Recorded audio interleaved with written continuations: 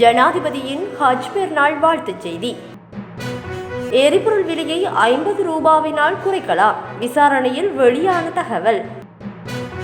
இலங்கையில் பாடசாலை மாணவியொருவர் மர்மமான முறையில் மரணம். கொழும்புக்கான நீர் விநியோகம் தாமதமாகலாம், வெளியான காரணம்.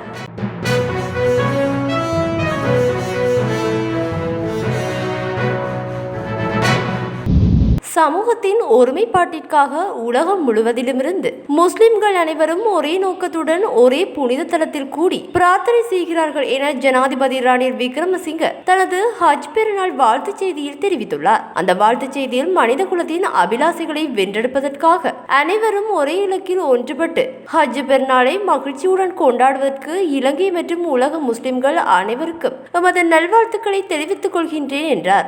அத்துடன் உலக மக்கள் அனைவருக்கும் சமத்துவ மற்றும் சகோதரத்துவ உணர்வுகளை விதைக்கும் ஹஜ் கொண்டாட்டம் உலக அமைதிக்கான சிறந்த செய்தியையும் தரும் என்று அவர் எதிர்பார்க்கின்றார். மேலும் ஆன்மீகம் மற்றும் உலக வெற்றியை அடைய மனிதன் சுயநலத்தை விட்டொழித்து தியாகம் மற்றும் நல்லிணக்கத்துடன் வாழ பழகிக்கொள்ள வேண்டும் என்றும் அவர் இதன் போது குறிப்பிட்டுள்ளார்.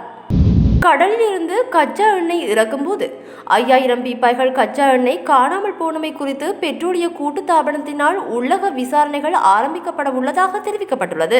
கச்சா எண்ணெய் இறக்கும் போது பல கோடி ரூபாய் மதிப்பிலான 23,786 பீப்பாய்கள் கச்சா எண்ணெய் காணாமல் போனமை தொடர்பாக லஞ்ச ஊழல் விசாரணை பிரிவு 2வது முறையாக விசாரணையை தொடங்கியுள்ளது. கடலில் இருந்து கச்சா எண்ணெய் இறக்கும் குழாயில் ஏற்பட்ட கசிவால் 5000 பீப்பாய் கச்சா எண்ணெய் குறைந்துள்ளதாக தெரிவிக்கப்பட்டுள்ளது.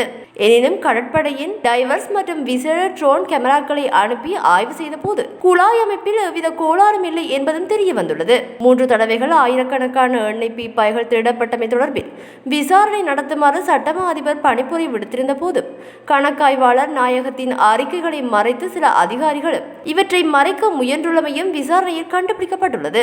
எரிபொருள் சுத்திகரிப்பு நிலைய மேலாளராக பணிபுரியும் அதிகாரி ஒருவரும் இந்த மோசடிகளுக்கு பின்னால் இருப்பதும் தெரிய வந்துள்ளது. இது தொடர்பில் எரிபொருள் கூட்டுத்தாபனத்தின் உயர் அதிகாரி ஒருவர் கூறுகையில், ஒரு பேரல் கச்சா எண்ணெயில் 159 லிட்டர் எண்ணெய் உள்ளது. ஒரே நேரத்தில் கச்சா எண்ணெய் கப்பலை இறக்கும் போது வீணாகும் அளவு கையிருப்பில் 3% என கருதி 1800 பீப்பாய்கள் எண்ணெய் கடத்தல் சிறிது காலமாக நடந்து வந்தமையும் முன்பு தெரிந்து வந்துள்ளது. இவ்வாறான மோசடியை தடுக்க முடிந்தால் எரிபொருள் தலா லிட்டருக்கு 50 ரூபாய் குறைக்கலாம் என்றும் அவர் தெரிவித்துள்ளார். கொழும்பின் புறநகர் பகுதியான கொலனாவ மகளிர் உயர் பாடசாலையில் கல்வி கற்கும் மாணவி ஒருவர் மர்மமான முறையில் உயிரிழந்துள்ளார். கொலனாவை பகுதியை சேர்ந்த 14 வயதுடைய ஹன்சனி ஒல்கா ஜெயவீர என்ற மாணவியை இவ்வாறு உயிரிழந்துள்ளார். குறித்த மாணவி வீதியில் சென்ற நாய்க்குட்டி ஒன்றை தன்னுடன் கொண்டு வளர்ந்து வந்துள்ளார். எனினும் குறித்த நாய்க்குட்டி திடீரென உயிரிழந்துள்ளது. நாய்க்குட்டி உயிரிழந்து சில வாரங்களில் குறித்த மாணவியும் உயிரிழந்தமை பெரும் அதிர்ச்சியை ஏற்படுத்தியுள்ளது. இது குறித்து விசாரணைகளை மேற்கொண்ட வைத்தியர்கள் விசர் நாய்களின் நோய் காரணமாக மாணவி உயிரிழந்தமை தெரியவந்துள்ளது. சமகாலத்தில் பல வீடுகளில் செல்லப்பிராணிகளை வளர்த்து வருகின்றமை பொதுவான விடயமாக காணப்படுகிறது.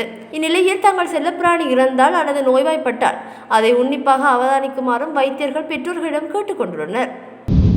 லபுகமன் நீர்த்தேக்கத்தில் இருந்து கொழும்புக்கு தண்ணீர் கொண்டு செல்லும் பெரிய குழாயில் உடைப்பு ஏற்பட்டுள்ளது.